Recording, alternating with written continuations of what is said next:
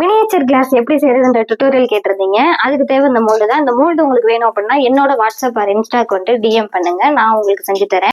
மோல்டுல அழகா அவுட்புட் எடுக்கிறது வந்துட்டு ரொம்ப ரிஸ்க். ஏன்னா இது உள்ள வந்துட்டு ஆழமா போய்கிட்டே இருக்கு. இதுல மொத்தம் 8 டைப் ஆஃப் மினியேச்சர் கிளாஸ் ஒரு பிஸ்கட் மோல்டு இருக்கும்.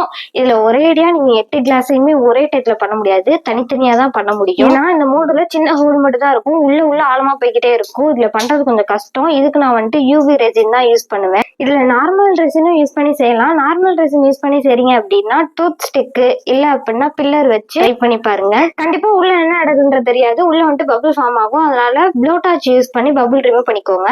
யூவி லைட்ல 10 to 15 மினிட்ஸ் வரைக்கும் யூவி லைட்ல வச்சிருங்க. அப்பதான் உள்ள வரைக்கும் ஆகி உங்களுக்கு வந்துட்டு கிளாஸா வரும். இல்ல அப்படின்னா லிக்யூடா தான் உள்ள இருக்கும், வெளியில மட்டும் தான் கிளாஸா இருக்கும். எடுக்கும் போது பொறுமையா எடுங்க. எடுக்கும் போது ஷேக் பண்ணிக்கிட்டே எடுங்க.